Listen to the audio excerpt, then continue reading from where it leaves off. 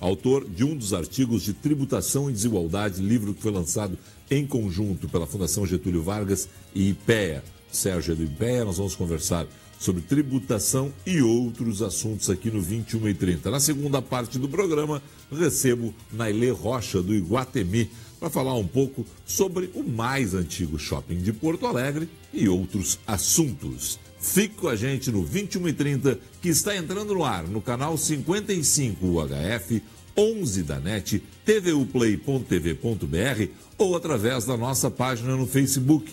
Já curtiu? facebook.com/TVUplay. Vá lá, curta e interaja conosco. O 21h30 está no ar.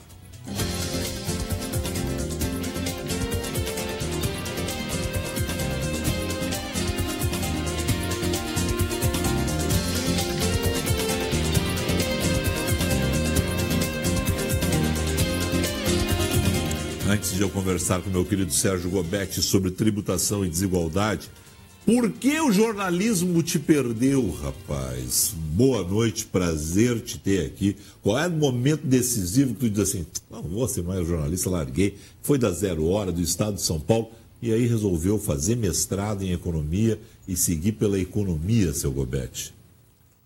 Boa noite aí, obrigado, Felipe. Essa migração foi aos poucos, né, na verdade. Eu fui sempre meio um jornalista, meio economista, né, porque... Fez engenharia antes de jornalismo, inclusive. Isso, engenharia elétrica, depois jornalismo, depois economia, onde eu também fiz o mestrado e doutorado, quando eu estava morando em Brasília, né, e trabalhando no Estadão. E aí, quando eu concluí o doutorado, achei que estava o momento de, digamos, encerrar, né, minha fase de jornalista e me aprofundar mais em fazer pesquisa econômica, que é o que eu realmente gosto, né, e de escrever sobre temas econômicos palpitantes, temas da atualidade. Eu até me dizia antes da gente entrar no ar o seguinte, Felipe, uma preocupação enquanto economista é trazer um lead. O lead é aquele pequeno resumo, aquele pequeno parágrafo da matéria onde a gente já dá uma geral do que a pessoa vai encontrar. E essa é uma preocupação tua. Não escrever o economesa, é isso? Sempre que possível. É difícil fugir do economês, né? Hoje em dia eu não fico escrevendo tanto para o grande público, como na época do jornal, mas é a gente procurar estar antenado, principalmente no meu caso, nas grandes discussões internacionais na área de finanças públicas, né? Na parte tributária, na parte da política fiscal. Eu acho que no Brasil há um certo isolamento, né? A gente, principalmente nos últimos tempos, assim, de muita polarização política, né, discussões muito apaixonadas e que não se faz com racionalidade, com base no que indicam os estudos internacionais, no que indicam as evidências empíricas a nível internacional. Então, a gente tem buscado, né, eu e um outro conjunto de economistas do IPEA, de trazer esses temas palpitantes, né, e discutir eles com base na realidade, né, e no que tem de mais novo no debate econômico internacional. Esse livro, Tributação e Desigualdade, que é organizado pelo José Roberto Afonso, Melina Rocha Luque, Rodrigo Otávio Orair, Fernando Geiger Silveira. É um livro que um simples mortal, nosso telespectador, pega, lê e vai entender o livro? Ou vocês têm muita economia aqui? Como é que é? Porque é um livro de pesquisadores, não? Eu diria que tem vários textos que são digeríveis, né, para um público, né, de não economista. Não que a pessoa vai entender, né, o conjunto dos artigos, determinadas partes são mais complicadas, né, mas é possível, né, aprender, digamos, as grandes questões que são trazidas à tona. Há, inclusive, um dos capítulos desse livro foi escrito pelo francês Thomas Piketty. Que esteve no Brasil agora. Chegou a assistir as palestras dele aqui? Sim. E aí, o que tu achou? Achei bom.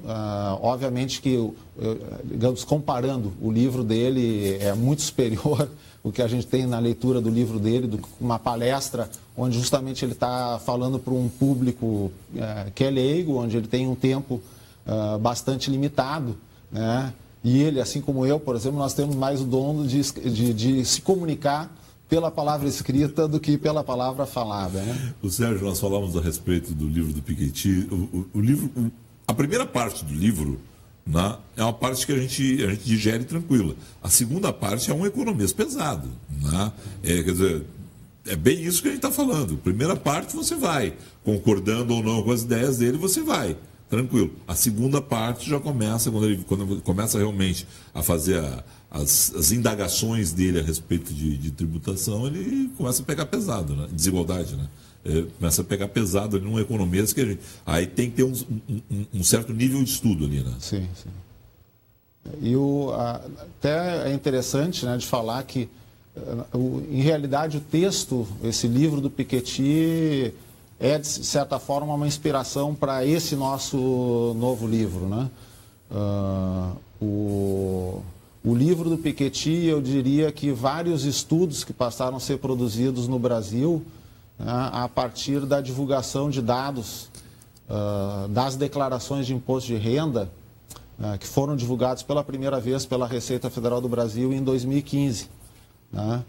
Veja que o livro do Piketty não contém o Brasil, né? O Brasil ficou de fora do livro do Piketty porque essas informações, os dados das declarações de imposto de renda, que havia disponibilidade, abertura ao público em outros países, o Piketty não obteve para o Brasil. E esses dados, então, revelados agora a partir de 2015, serviram de inspiração para uma série de estudos no país e eles revelaram algumas surpresas, né? Eles mostraram para a gente que, por exemplo, a desigualdade de renda, a concentração, né, de renda, ela era muito maior e mais estável do que a gente imaginava. É pior do que se imaginava. Aquele exemplo da Belíndia é pior ainda? É pior, né? Para se ter uma ideia de comparação, não sei se o pessoal consegue mostrar um gráfico aí que eu trouxe. Esse gráfico ele mostra que o 0,1% da população mais rica no Brasil, ou seja, nós estamos falando de 1/1000 da população, são 140 mil pessoas, que é essa linha laranja, ela concentra hoje 14% da renda nacional. Ou seja, essa fatia do bolo de 14% da renda nacional, concentrada por 0,1% dos mais ricos no Brasil, é maior do que a fatia de renda concentrada pelos 50% mais pobres. Né? Ou seja, não estamos falando comparando os 10% mais ricos, como alguns às vezes falam, com 50% mais pobre, ou 1%.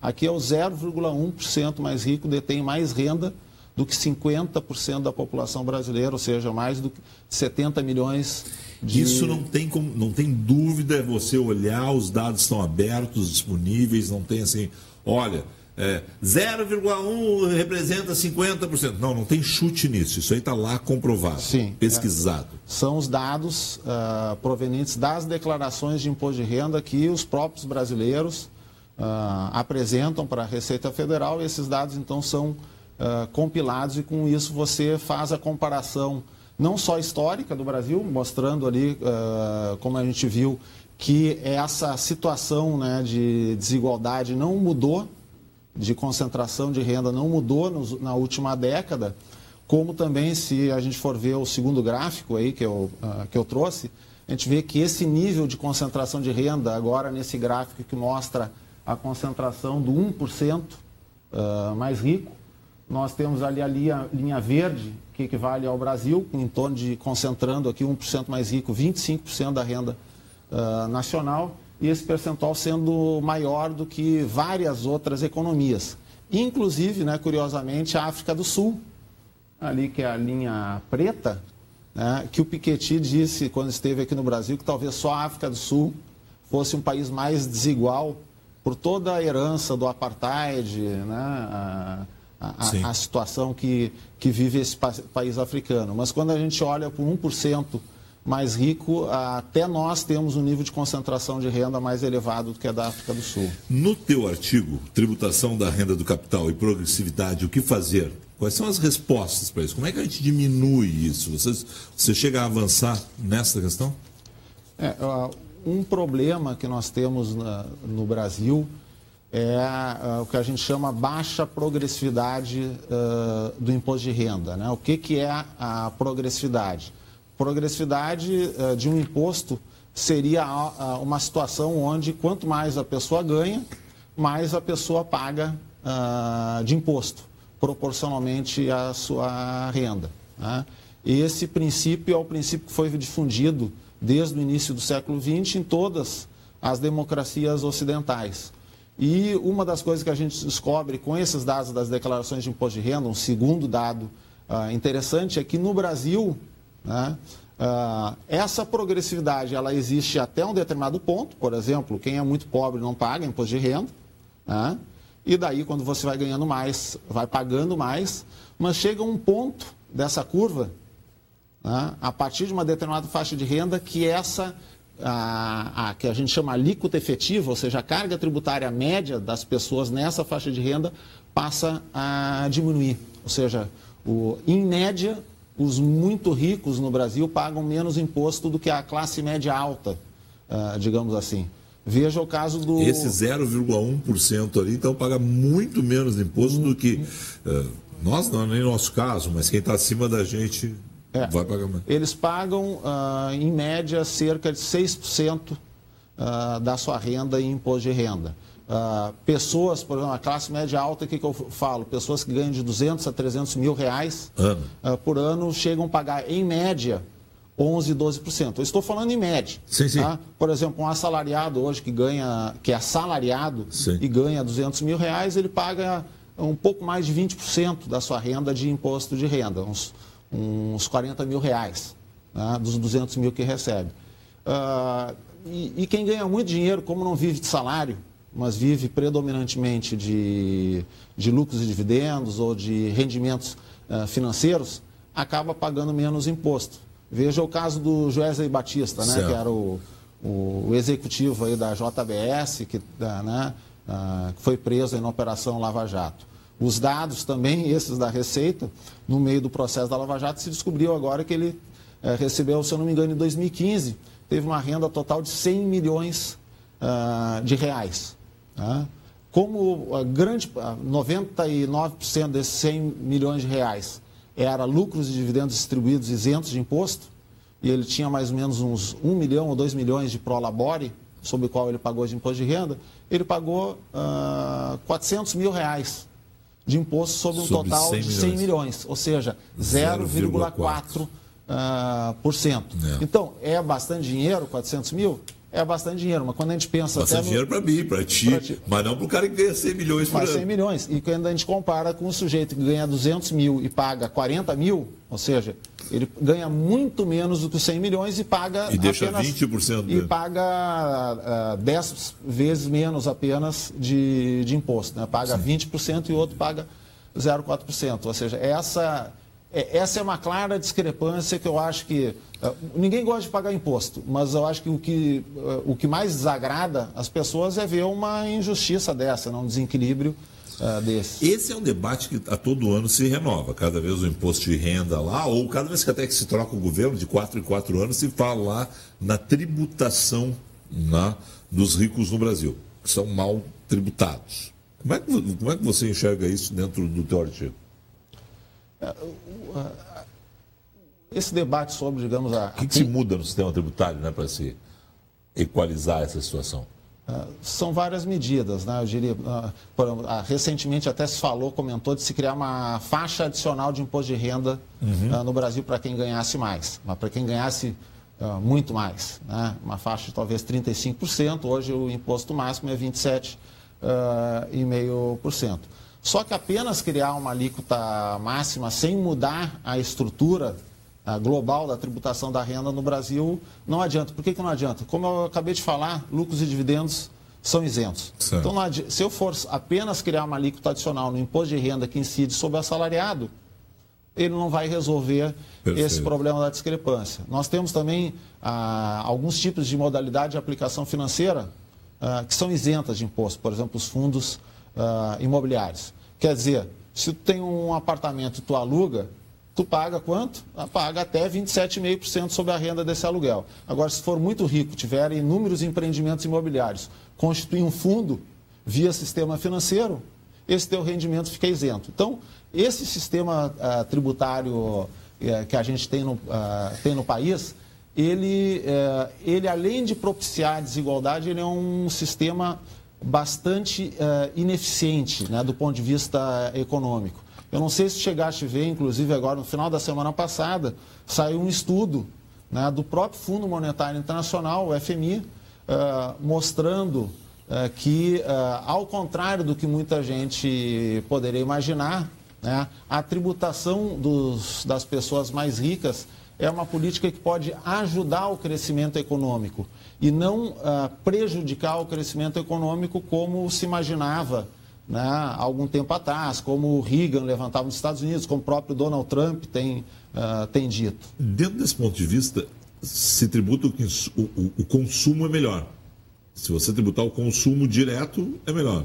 O Brasil agora está falando em mudar para o IVA. Isso. Né? E isso traz mais justiça quando a gente vai fazer o cálculo final? O IVA é um imposto mais moderno do que a gente tem hoje, porque a gente tem vários impostos sobre consumo. Tem ICMS, tem ISS, PIS/COFINS, IPI, é uma parafernália.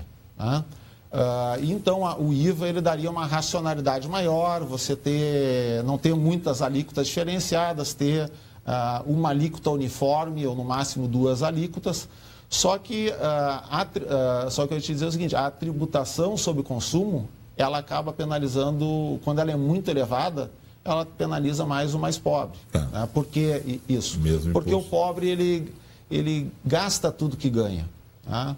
Então, o que acontece, por exemplo, no Brasil? Veja, a gente paga muito imposto sobre consumo, além de ser essa parafernália de vários impostos, a gente paga uma carga tributária muito elevada sobre o consumo e relativamente pouco sobre a renda. Quer dizer, alguns pagam mais sobre a renda, sim, outros menos. Vê o litro da gasolina, por exemplo. Está custando hoje quase R$4. Quanto que tem? 53% de imposto. Praticamente metade de imposto. Se a gente for para a energia elétrica, para a conta de luz, para a conta de televisão, de telefone, a gente vai ver que a carga tributária é elevadíssima. Né? Mesmo sob itens de consumo, né, do supermercado, a carga tributária, né, é em torno de 15%, 20%, 25%. Então, veja, o que acontece é que uma pessoa pobre, né, um salário de R$2.000, ele gasta todo o salário que recebe, né, no consumo. Então, quanto que ele acaba pagando de imposto? Ele acaba pagando uma carga tributária sobre a renda global dele de 35%, 40%. Né? Enquanto que aquela pessoa que não consome tudo que ganha já está pagando muito pouco sobre a renda. Né? E o consumo é uma variável menor nesse conjunto. Dessa questão, desse desequilíbrio, né? Assim, o que a gente pode pensar em termos de gastos públicos? Dentro desse... Porque é onde vai estourar também essa questão. O Brasil tributa da forma como tributa, a gente está arrecadando da forma como a gente arrecada, e a gente arrecada muito dinheiro e gasta mal. Esses gastos públicos aumentam em função disso? Os gastos públicos, eu diria que eles aumentaram, né, nos últimos tempos por vários fatores. Eu falei arrecada mal. Eu quero dizer, na verdade, penaliza muito, né, e aplica errado. É isso? Ele, em algumas situações, ele é aplicado mal, mas eu acho que aí também há uma certa confusão, né? Inclusive, digamos, nos dias de hoje, há quem imagina, né, o Brasil está enfrentando uma crise fiscal, e até quando a gente fala de tributação, né, de impostos, há muita gente que sai de sopetão, mas eu não quero pagar mais imposto. Então, o primeiro ponto... Eu digo todo dia. Todo dia. Mas eu digo, em primeiro lugar, não se está propondo exatamente aumentar a tributação para todo mundo. O que a gente está propondo é haver um reequilíbrio nessa tributação.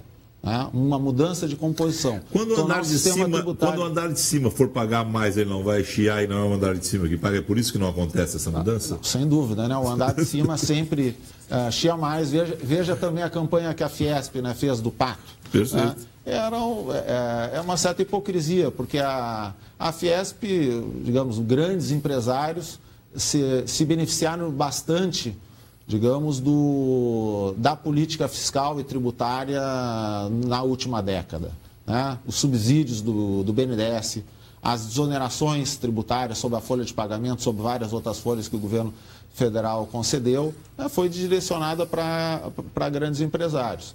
Então, isso explicou, né, falando do gasto público. Esse foi um gasto público que cresceu muito no período recente. Né, subsídios, ele cresceu enormemente. E qual foi o retorno disso para a sociedade? Se esperava que os empresários fossem aproveitar esses subsídios e iam investir mais em produzir, em gerar emprego, etc. E não aconteceu isso. Há uma outra parte expressiva do gasto público que cresceu no... Só para ficar no programa de desoneração tributária, principalmente naquela fase do governo Dilma, o governo Lula inicia e o governo Dilma no primeiro mandato dá uma acelerada, né, na desoneração tributária. Isso. Ali o erro é esse, quer dizer, você não tinha como mensurar corretamente o ganho da sociedade com aquela desoneração, como é que faria a transferência para a sociedade? Que situação? Ali a gente estava no meio de uma crise internacional. O governo brasileiro tinha, desde o início dos anos 2000, aumentado bastante o investimento público. Né? O investimento público é um gasto público que a gente chama de boa qualidade. Né? É a aquisição de equipamentos, obras, instalações. Em programas sociais. Ele contribui diretamente para o crescimento da economia. Ocorre que daí, no meio da crise, o que se pensou? O investimento público, às vezes, leva algum tempo para se realizar. Tem que fazer licitação, né, licenciamento ambiental. E houve, então, um entendimento do governo naquele momento que, como o governo seria mais vagaroso na implementação de investimentos, seria um canal, uma alternativa, era reduzir impostos para as empresas ou conceder subsídios diretos, ou seja, concessão de empréstimos a baixíssima taxa de juros. Por quê? Os empresários seriam mais rápidos em investir e, com isso, a economia cresceria. De fato, os empresários podem ser mais rápidos em investir desde que queiram. E, pelo que a gente acabou vendo, não fizeram isso. É difícil de se prever exatamente que isso pudesse ter acontecido, mas foi uma aposta, digamos, errada, né? Teve um custo elevado e um retorno baixíssimo. Agora, eu também queria dizer o seguinte, há uma grande parte do gasto público que às vezes as pessoas parece que não veem, e que ele é um gasto público importante, eu diria até que é a parte mais expressiva, que é o gasto social. Né? Para se ter uma ideia, no caso do governo federal, falando só do governo federal, o gasto do governo federal é 1 trilhão e 200 bilhões de reais por ano. Metade desse gasto é gasto social. Então a gente não pode exatamente dizer que é um gasto... Aí você considera saúde, educação, segurança, o quê? Não estou nem ainda considerando a saúde e a educação, estou falando gasto com benefícios sociais. E eu não estou considerando a aposentadoria de servidor público. Estou falando aposentadorias do INSS, seguro-desemprego, né, abono salarial, benefícios da Lei Orgânica de Assistência Social. Esse negócio todo, a chamada rede de proteção social do Estado brasileiro, custa cerca de 600 bilhões de reais por ano. Às vezes as pessoas falam, e o Bolsa Família? O Bolsa Família representa apenas 30 bilhões dentro desses 600 bilhões. Daí, se você vai considerar ainda a saúde pública, quanto se gasta em saúde, no financiamento do SUS, são próximos de 100 bilhões de reais por ano. Né? A educação é mais ou menos 50 bilhões de reais por ano, apenas na esfera federal. Então, veja que uma parte substancial do gasto público federal hoje é relacionada a essa área social, e aí é uma questão complicada, né? Quer dizer, como você faz para reduzir? Eu diria que as válvulas de escape para se reduzir o gasto público no Brasil, elas são muito pequenas. Não é por nada que há uma enorme dificuldade do governo de reequilibrar as suas contas, né? Eu acho que tem muita gente que imagina, mas não tem muita mordomia, não tem, né, salários faraônicos, coisa e tal. Obviamente que tem. A gente vê, né, o que é o Congresso, muitas vezes o Judiciário, o Ministério Público querendo, né, no meio dessa crise, aumentos de salário inconcebíveis, né, recebendo auxílio moradia, uma série de outros benefícios, e que a gente poderia dizer que são, dentro de outros gastos mais importantes, né, não seriam prioritários. Né? Mas esses gastos são dificilmente tocados. Né? Provavelmente, em qualquer ajuste fiscal que a gente faça no Brasil, é muito difícil de atingir esses gastos. Né? Digamos, a aristocracia que está em torno, né, da defesa dos seus privilégios digamos, tem resistência em ceder. A mesma coisa a gente vê na sociedade mais em geral. A gente está falando de tributação dos mais ricos. Então, eu diria assim, os mais privilegiados, tanto no setor privado quanto no setor público, né, não querem abrir mão do seu quinhão.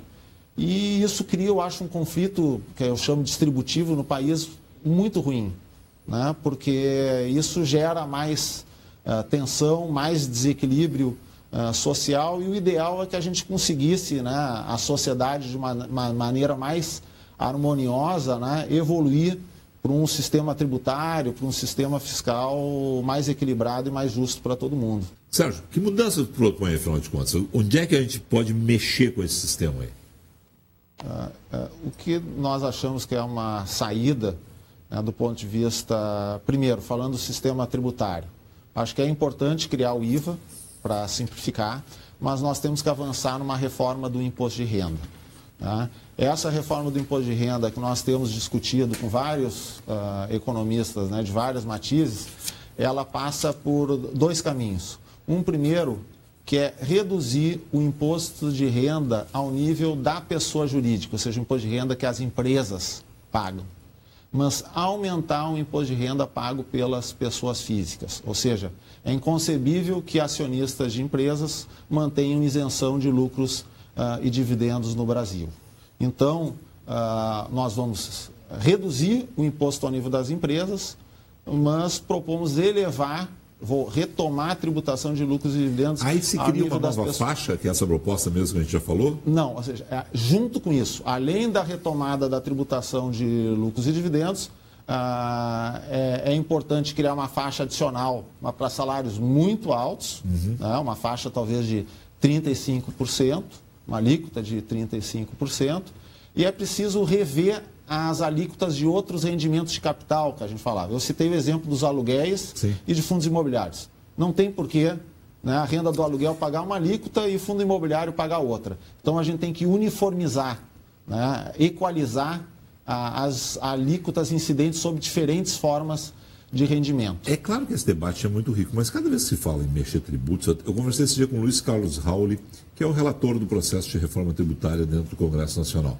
Ele disse o seguinte: não, nós vamos criar o IVA, não vamos mudar muita coisa, não muda inclusive nem o que é repassado para o governo federal, para a União, para os estados, para os municípios, senão não sai.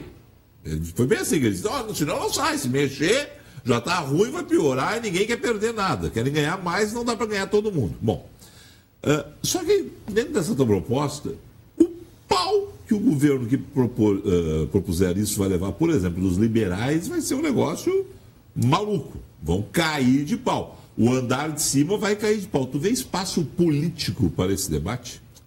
Eu acho que tem espaço político, porque hoje a situação do país, como eu vinha dizendo, é uma situação de polarização muito grande, né? E o governo, por exemplo, tem interesse em passar outros tipos de reformas, por exemplo, reforma da Previdência. Sim. E a reforma da Previdência vão ser, claro, quem que ela atinge predominantemente? O andar de baixo. Tá? Então, se o governo e grande parte das elites desejam fazer uma reforma da Previdência, né, desejam fazer mudanças que atinjam, né, o andar de baixo, eles precisam saber, com um mínimo de consciência, que essas reformas, essas medidas não vão passar se no mínimo não houver alguma compensação com um andar de cima. Então, eu acho que a discussão de convencimento passa por aí. A menos que se apele, digamos, para uma política do radical de, né, partir para cima, de fazer qualquer coisa sem medir, digamos, as consequências que a gente vai ter em termos de conflito social no país. Num país que hora tu está no Facebook lá, uma das redes sociais que tu usa, as pessoas te chamam de esquerda, hora te chamam de liberal. Tu vê espaço para isso mesmo, porque o país está confuso. Isso. Não, o país está confuso. Como é que é isso? Acho, sem dúvida, as redes sociais ajuda mais a confundir essa polarização, mas a gente ainda está tentando apostar num debate mais racional, né, de convencimento, e que esses gargalos têm que ser superados.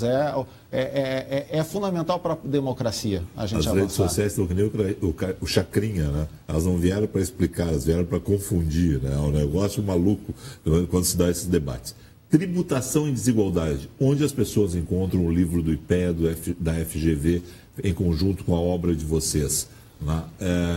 Está à venda nas boas casas do ramo, é pela internet? Como é que as pessoas adquirem para seguir o debate? O livro ele recém terminou de ser impresso. Né? Ele foi lançado no Rio de Janeiro semana passada, terminou essa semana de ser impresso, né, por uma editora lá de Belo Horizonte. Ele vai estar à venda nas livrarias, em algumas livrarias nas próximas semanas, ainda não está, e também disponível à venda pela internet. Sérgio Gobetti, no site do IPEA e no site da FGV, encontra os caminhos? FGV. No site da FGV, encontra os caminhos para adquirir o livro. Isso. Prazer te rever, bom falar contigo sempre, bom te ler. Né? Quem quiser também ter nas redes sociais, ele vai dando pílulas nas redes sociais, né? Mas é bom também ter um artigo mais denso assim. Sucesso. Obrigado, Felipe. Um abraço. Sérgio Gobetti esteve comigo. No próximo bloco, Nailê Rocha conversa conosco. A gente já volta.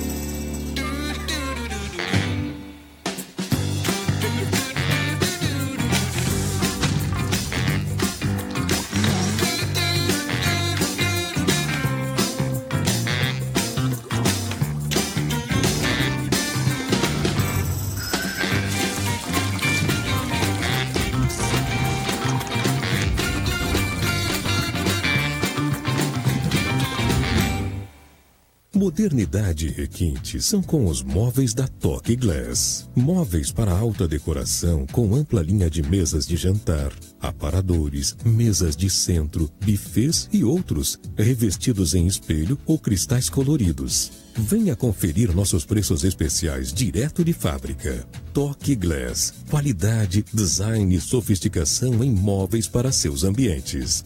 Acesse nosso site toqueglass.com.br.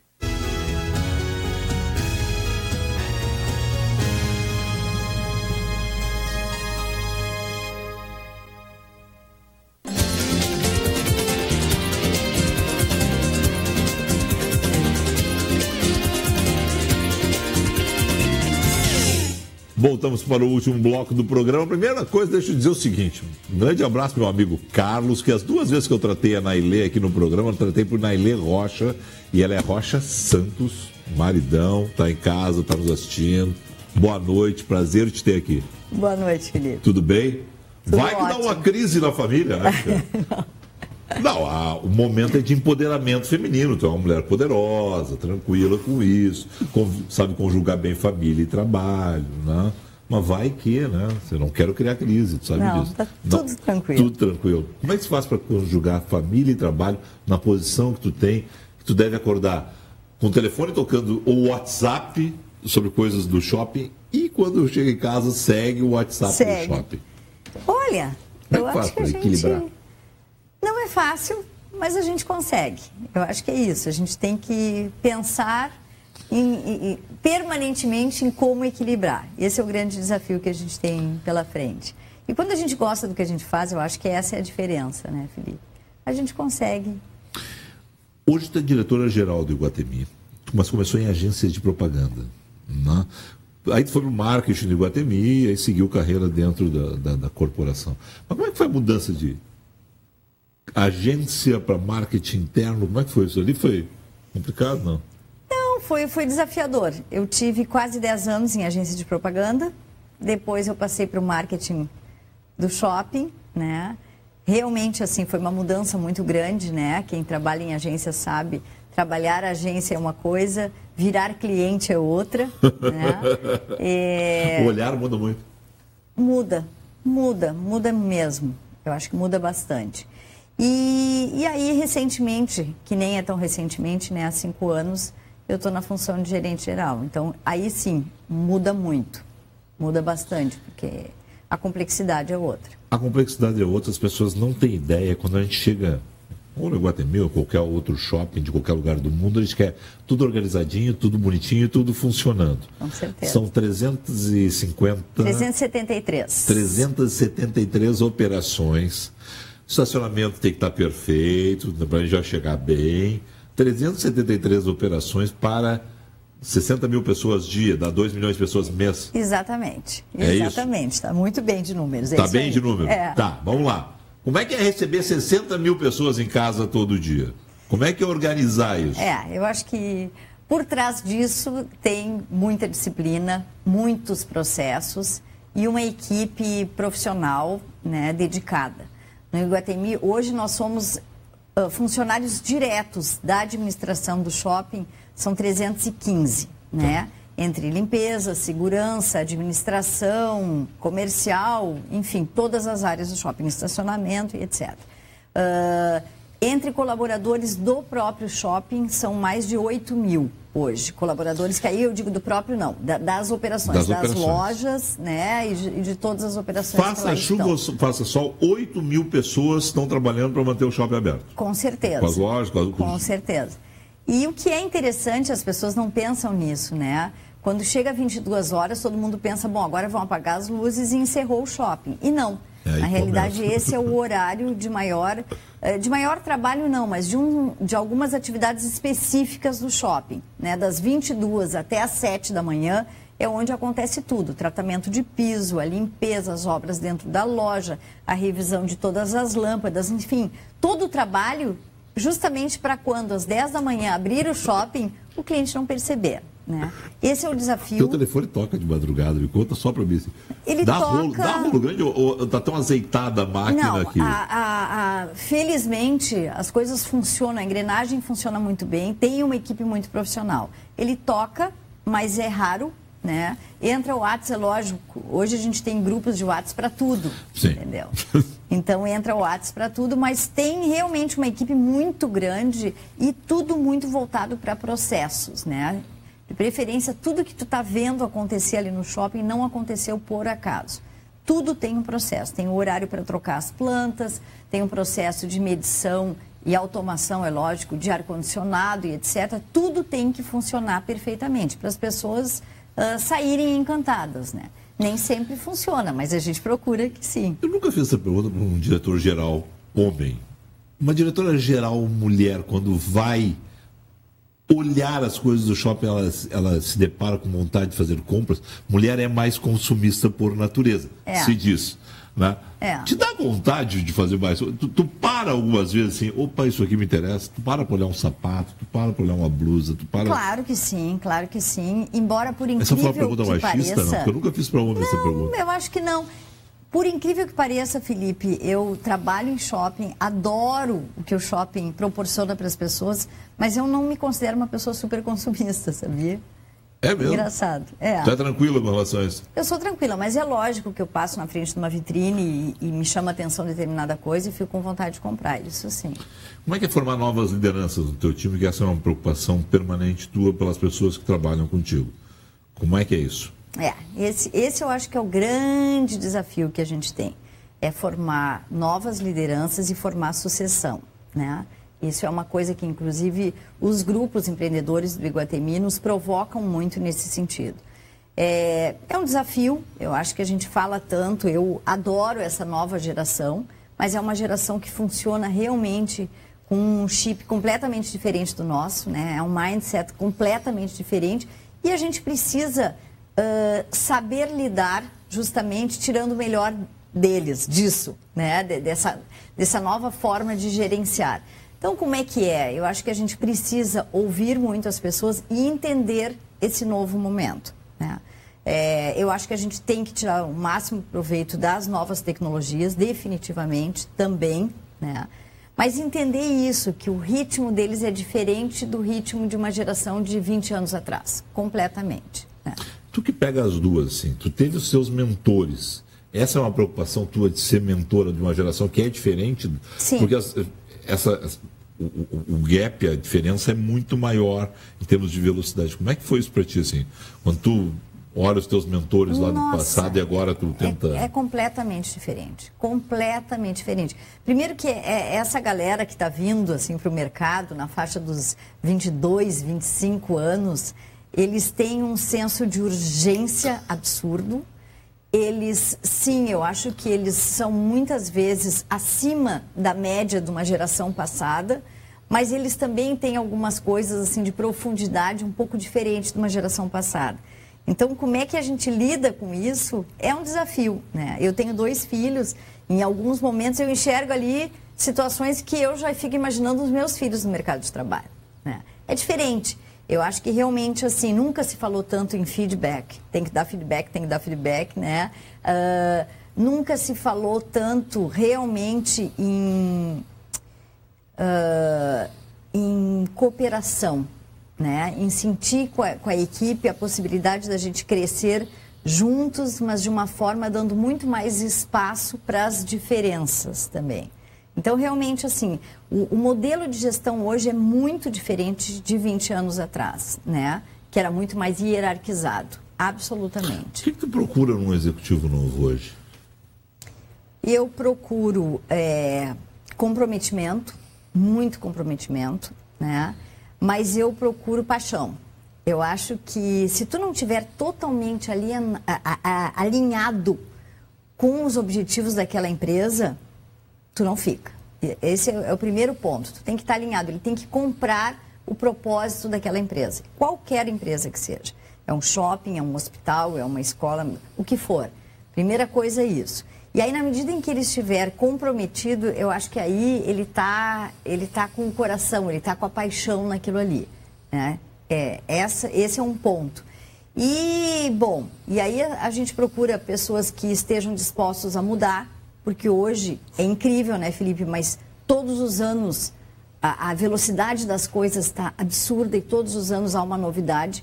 E a gente precisa desconstruir tudo. Tá, mas aquilo que funcionava antes não funciona mais. Então, esse é um grande desafio. Falando agora em desconstruir tudo. Shopping é uma loucura nessa questão. Porque o varejo está mudando numa velocidade maluca. Completa. Tá? Os shoppings hoje, a gente pode dizer que são showrooms, na verdade, tem em alguns casos. Tá? Quer dizer, a gente vai para ver algo que muitas vezes a gente vai e olha lá, agora vou para casa e vou ficar lá na internet. Sim. É isso, né? Isso. Como é que é isso? Na verdade, eu diria. Não adianta mais só do tu que levar isso. a pessoa ao shopping, que era uma preocupação antiga.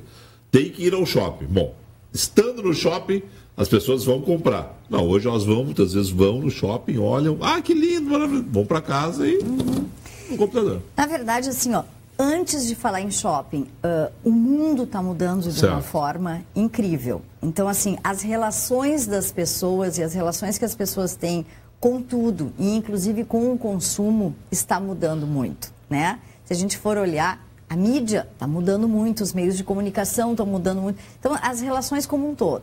O shopping faz parte disso, porque o shopping, na verdade, é o grande reflexo da sociedade. E aí, de fato, eu acho que o desafio que a gente tem é esse. As pessoas estão... Hoje, o nosso concorrente não é o outro shopping. O outro shopping também é o concorrente, mas o nosso concorrente é o comércio online, sim. De uma forma muito ostensiva e crescente, né? O que a gente está fazendo para isso? A gente está buscando no shopping proporcionar para as pessoas aquilo que o comércio online nunca vai proporcionar. Que é uma palavra manjada, mas real, que é experiência. Entendeu? Então, o que é experiência? Bom, se tu fores até o Iguatemi, não vai ter a experiência de comer no Coco Bambu do Iguatemi se tu chamar ele para uma teleentrega. É diferente essa experiência. Tu não vai ter a experiência de levar os teus filhos para ver o show de Natal que a gente vai ter, que inclusive começa dia 8 de novembro, a nossa decoração de Natal, mostrando um filme para ele dentro gente, de casa. Ana, Muito. esse encantamento. Muito, absolutamente. E como é que é? Então, só um segredinho aqui. 8 de novembro começa lá o show de Natal. Não vou nem te perguntar, porque tu não vai me dizer o que é o show, né? Não vai me dizer. Não vou, claro que não. É surpresa. Mas aí é o seguinte, todos os teus concorrentes vão ter show de Natal. Como é que faz para encantar mais? Como é que é essa disputa? Não, o que me faz ir da Zona Sul, Iguatemi, não ir no Barra, não ir no Praia de Belas, que estão no meu caminho? Como é que é isso? Como é que você se eu acho que a gente disputa primeiro a partir do posicionamento, né? O Iguatemi tem um posicionamento muito claro. Eu não conheço o posicionamento dos outros, mas o nosso tem um posicionamento muito claro. Trabalhar profundamente esse posicionamento para fazer com que as pessoas cada vez mais queiram ir até o shopping porque se identificam com estes valores. Então, por exemplo, a gente acredita que o Natal é um momento mágico da vida das pessoas. E proporcionar isso envolve uma série de coisas. Esse show de Natal, ou parada, sei lá, desfile de Natal, como a gente chama, é uma atividade que a gente desenvolveu há muitos anos atrás. Na verdade, nós somos os pioneiros no Brasil a fazer essa parada, que as crianças acompanhavam com personagens e músicas de Natal. Por quê? Na verdade, a nossa essência é resgatar a lembrança, as memórias afetivas. Por quê? Porque o Iguatemi foi o primeiro shopping do Rio Grande do Sul, está fazendo 35 anos. Então, existe um vínculo afetivo muito forte. Por isso, quando eu te falei, as coisas não são de graça, existe todo um estudo, um planejamento para isso. E aí, o que faz diferente? Eu acredito que é o que é genuíno. Se o outro for genuíno dentro do seu posicionamento, ele também vai estar se diferenciando. O Iguatemi é muito genuíno dentro do seu posicionamento. Sabe que esse negócio é o mais antigo, tu falou de 35 anos, eu me lembro há 35 anos, eu pegar uma lotação no centro de Porto Alegre e ir para um local descampado de Porto Alegre. Sim. Porque eu me lembro da chegada no Iguatemi, era um local descampado. A Nilo Peçanha não é o que a Nilo é hoje. Né? E me lembro do relógio, o encantamento do relógio. Eu não sabia o que tinha ali, mas tinha um monte de gente na volta da Praça do Relógio. Aquilo é encantamento. E eu me lembro, isso está presente até hoje. Assim.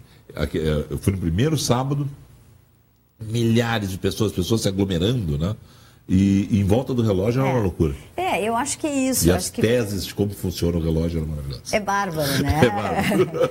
Então, assim, na realidade, eu acho que é isso. É fazer parte um pouquinho da história da vida das pessoas. E cada um vai ter a sua história para contar. O teu filho, com 3, 4 anos, ele vai ter a experiência dele lá. E é essa memória que ele vai guardar para o futuro, entendeu? Cada um na sua. A gente tem realmente, assim, milhares de histórias para contar lá dentro.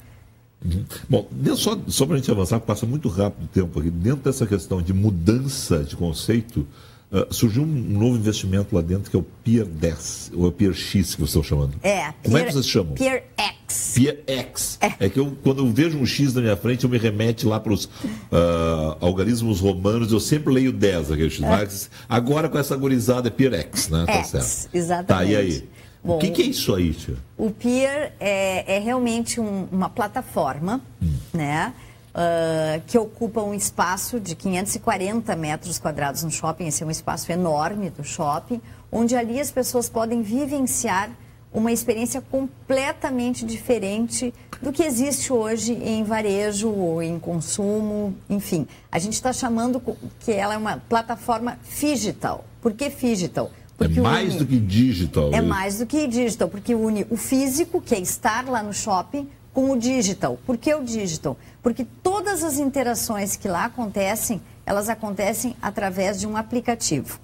Então, por exemplo, tu vai chegar nesse espaço, tu vais ter uma programação de saúde, com aula de yoga de manhã cedo. Se tu quiseres te matricular, tu baixa o aplicativo, te matricula e vai manhã ali cedo, assistir uma aula. A partir das 9 da manhã. Ou seja, está abrindo antes do shopping, naquela abertura formal. Antes do shopping. Lauro Quadros pode ir para lá correr dentro do shopping. Será muito bem-vindo. Andar e fazer aula de yoga, por exemplo. Na aula de yoga.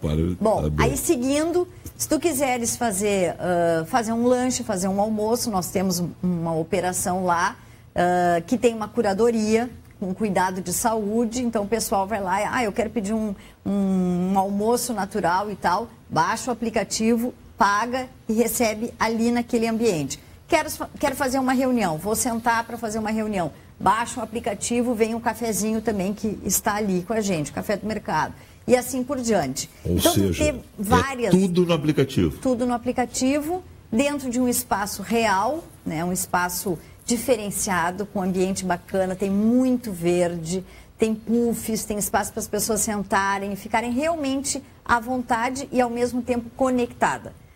Com Wi-Fi maravilhoso, ou seja, tentando atender as expectativas. Bastante tomada para a gente poder carregar. Bastante tomada para carregar. Sim, tá sim. Bom. E tem todo um conceito por trás, um conceito que a gente acredita também que tem muito a ver, principalmente com essa nova geração, que é um conceito do bem.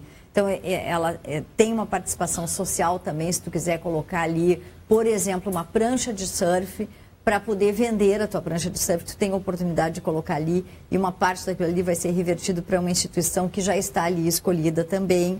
Se tu quiser tomar uma cervejinha, tu pede pelo aplicativo aquela cervejinha e aí o pessoal vai te lembrar o seguinte, você está com o carro estacionado no shopping. Se você quiser não vou fazer um merchandising aqui, mas... O aplicativo lá. Um aplicativo do Cabify, no caso. Cabify, tudo bem. Você está ganhando 50% de desconto. Pessoal do Uber, um abraço para eles, nós dois usamos Cabify. 50% de desconto, né? Para poder deixar o teu carro no shopping, ir para casa, tomar a tua cervejinha tranquilamente. Então, é um consumo consciente.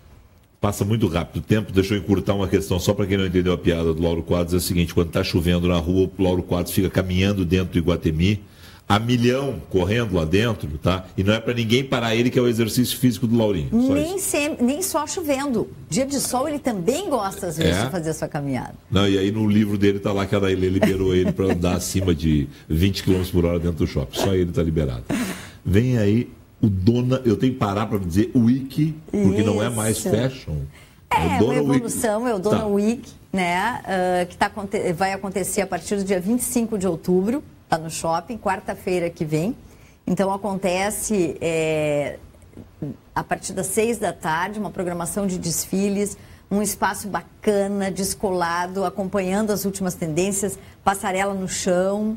Vai ser bem interessante. Evoluiu muito isso? Evoluiu bastante. E... Nesta velocidade que a gente está falando de outras evoluções? Sim, eu acredito que sim. Né? Também vai ter muita interatividade nesse espaço do Dona, né? E os desfiles vão mostrar isso. Tem que ir lá conferir. Eu não sei se foi uma preocupação tua, que é muito ligada, sempre foi uma referência em modas, foi o pessoal da organização por parte do caso da RBS, que é parceira ainda? É parceira. Né? De vocês. Mas há alguns anos vocês têm lançado tendências, né? Mais do que tendências, novos nomes. Né? Essa era uma preocupação de vocês. Sim. Né? Não ficar apenas aqueles nomes já conhecidos. Sim. Traz 1, 2, 3 estrelas, as pessoas vêm e tal, mas botar espaço para a gurizada aparecer. Essa é uma preocupação que segue? Essa é uma preocupação. Acho que o shopping também tem este papel social, né, de promover novos talentos. A gente tem essa preocupação.